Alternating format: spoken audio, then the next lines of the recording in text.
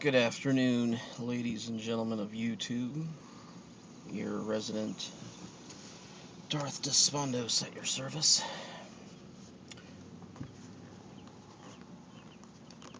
Ready to bring some more philosophy your way and some of my own personal perspective. A lot of the stuff is my own personal perspective. It's kind of what makes my world my world. I know that because I have different values, different considerations, different things that interest me or don't interest me, that forms the values that I have, and it does for everybody else. Um, I know that most of the things that bother me, or most of the things, the way that I actually am, and why I put a lot of my energies towards certain things, is due to because I oftentimes cannot, stand up to people or make myself. I guess I can't let it. Water does not roll off my back like a duck, like a lot of people do. A lot of things that other people do or say, um, it doesn't bother lots of other different type of most people, I would say. But because it does me, it's like then I work my ass off to control the situation. Otherwise, I just wouldn't care. But that's the problem. I do care. I wish I didn't, but you know what? I can't. I try to control my emotions, but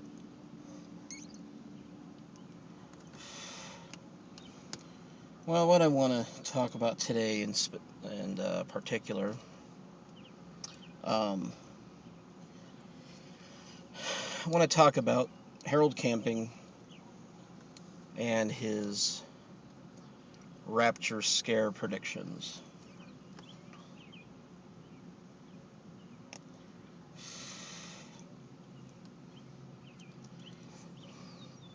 Now, well, I don't want to talk about those in particular, but what I do want to talk about is even while most people that I have known that are Christians and they don't have that radical edge like Harold Camping does or like the way that my dad does, because I would say that most, I don't think I know anybody who has been as radical as my dad. My dad having Asperger's syndrome like myself, I think he takes it to a whole other level. I mean, I know there's other people out there even more radical than my dad, and they believe things that, is certainly not in the Bible, as he would say it. Well, for one, with Harold Camping, predicting that May 21st, 2011 was the end of the world, or when Christ was coming back, or the rapture is going to happen. I mean, of course he's done that before, but all he is, he's just a mountebank. He's just a snake oil salesman. That's all he is. He's using snake oil salesman tactics to stir people up for his cause, and he's a false prophet by definition. The same thing with people who have, who believe that God hates gays. Well, even if you still believe that homosexuality is a sin, a Christian who knows what the Bible says that God doesn't hate gays, but if you believe it's sin, he just hates the sin. He doesn't.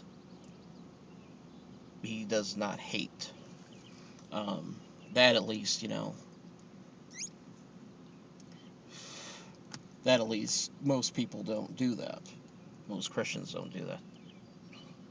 Um, but just like what I've done, the way that they know that those other people holding those signs say God hates gays is not right. I know in looking further and knowing my theology and research that homosexuality is not a sin. I'm as straight as an arrow, um, but as a person with Asperger's syndrome who's done things and does things that people interpret as sinful, because I'm just different, then I somewhat identify with their struggle in some ways. Um, but coming down to it, even as lenient and open-minded as some Christians can be, and I've met, and most, and as time goes along, what I've noticed is that more of those ideals kind of just start to float away.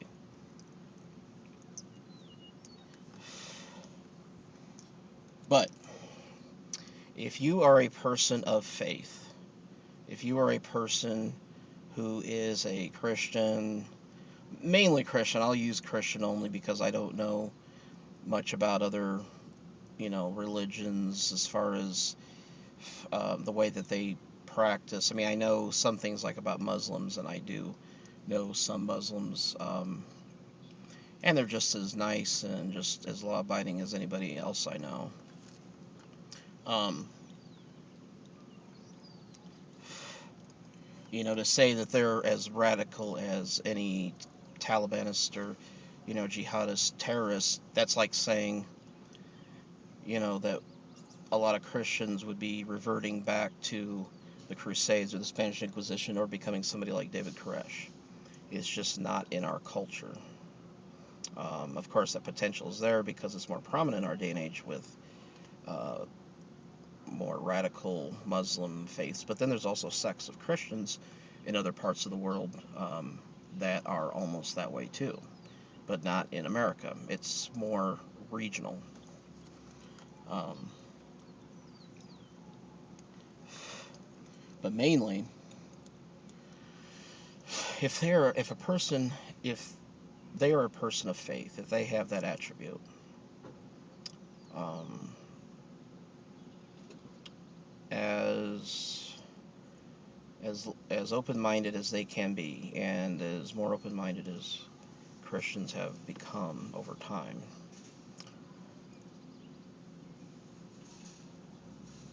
when it comes right down to it, I, as a agnostic, as a atheist that I am, and the things that I do and the things that I know with that objectivity thinking, that eventually there is something that they will they will rise up and become a Harold Camping to you.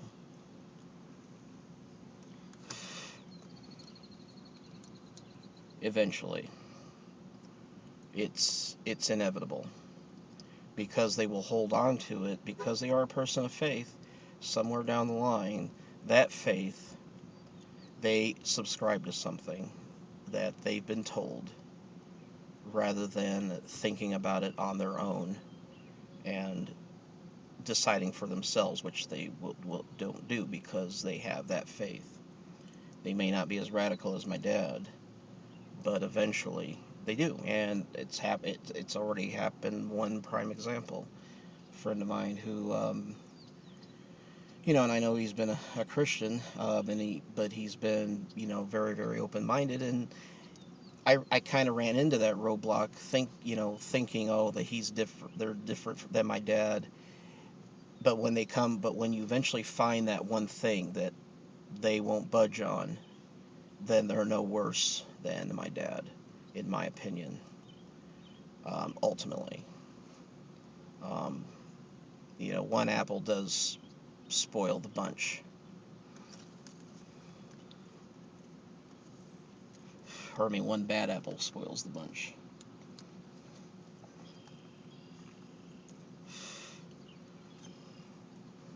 So, and the thing the thing that I've said about people like Harold Camping